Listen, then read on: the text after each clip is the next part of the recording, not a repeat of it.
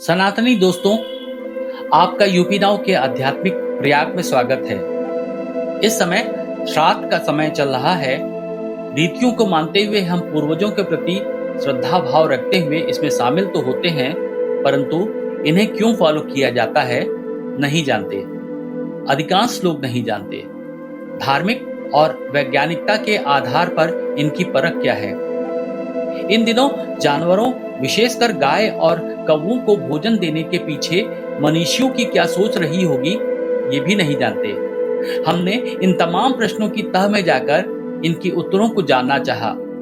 तो आइए, जो प्रश्न मेरे भीतर चल रहे हैं उनके बारे में हमने क्या जाना आपके साथ भी शेयर करते हैं। आगे बढ़ने से पूर्व एक विनम्र अनुरोध है, अगर अभी तक आपने चैनल को सब्सक्राइब नहीं किया है तो कृपया सब्सक्राइब कर लें और यात्रा में आगे बढ़ें, हमें अच्छा लगेगा।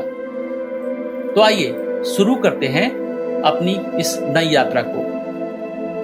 पितृपक्ष हिंदू धर्म में एक महत्वपूर्ण समय होता है जब पितरों, पूर्वजों की आत्माओं को याद किया जाता है और उनके लिए विशेष पूजा, तर्पण और श्राद्ध किया जाता है।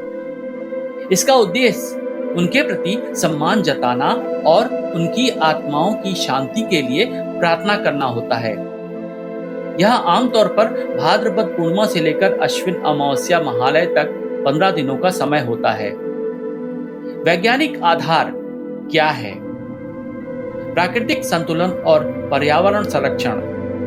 पितृपक्ष के दौरान खाना, भोजन, खासकर जानवरों और पक्षियों जैसे कौवे को खिलाने की परंपरा के पीछे का वैज्ञानिक आधार यह है कि इससे प्रकृति और पर्यावरण का संतुलन बनाए रखने में मदद मिलती है। प्राचीन समय में यह प्रक्रिया पारिस्थितिक तंत्र को बनाए रखने का एक तरीका था। जानवरों और पक्षियों को भोजन देने से वे प्राकृतिक चक्र में अपना महत्वपूर्ण योगदान देते हैं। आहार श्रृंखला का संरक्षण।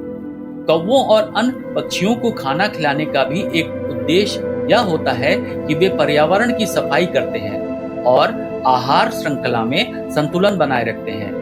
कौवे मरे जानवरों और सड़ने वाले पदार्थों को खाते हैं, जिससे वातावरण साफ रहता है। इसका आध्यात्मिक आधार क्या है? तो पहला है पूर्वजों के प्रति सम्मान।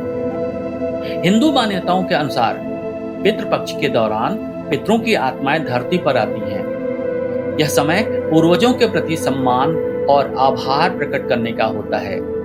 ऐसा माना जाता है कि पितरों को प्रसन्न करने से परिवार में सुख, समृद्धि और कल्याण बना रहता है।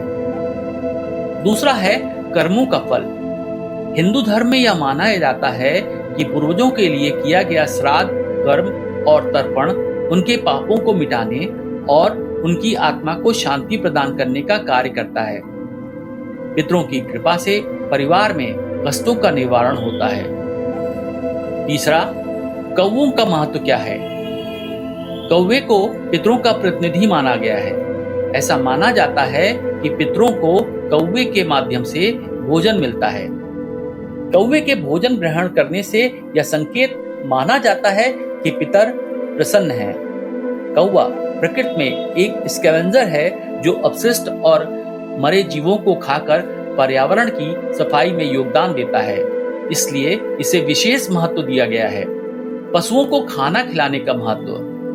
कौवे, कुत्ते और अन्य जानवरों को भोजन खिलाने का मतलब यह भी होता है कि हम सभी जीवों के प्रति अपनी दया और करुणा को व्यक्त कर रहे हैं। यह इस विश्वास को दर्शाता है कि सभी जीवों में आत्मा का वास है और उनके प्रति प्रेम और सम्मान दिखाना आध्यात्मिक प्रगति का एक हिस्सा है। पितरों की आत्माओं को प्रसन्न करने के लिए पशुओं को खिलाना पुण्यदायी माना जाता है, फलदायी माना जाता है। इन चर्चाओं को अगर एक कुछ बिंदुओं में समेटें, कुछ लाइनों में समेटें, तो इसका निष्कर्ष क्या होगा? निष्कर्ष: पितृपक्ष के दौरान पितरों को याद करने और जानवरों को भोजन खिलाने की परंपरा एक समग्र दृष्टिकोण से जीवन के प्रति जिम्मेदारी, प्रकृति के प्रति प्रेम और पूर्वजों के प्रति कृतज्ञता की भावना को बढ़ावा देती है। यह न केवल आध्यात्मिक रूप से लाभकारी है, बल्कि वैज्ञानिक दृष्टिकोण से भी पर्यावरण संतुलन और सामाजिक कल्याण के लिए महत्वपूर्ण है।